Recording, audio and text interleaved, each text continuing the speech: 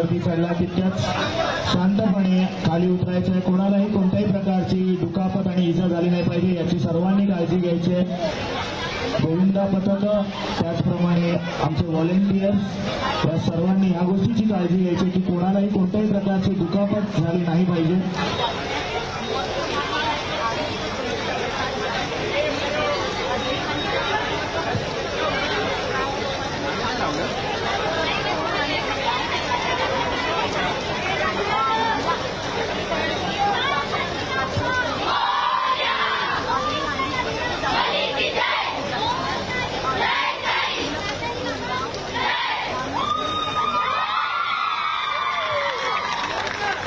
खूप छान तेजस्विनी महिला गोविंदा पथक तुम्ही तुमचं सन्मान चिन्ह स्वीकारायला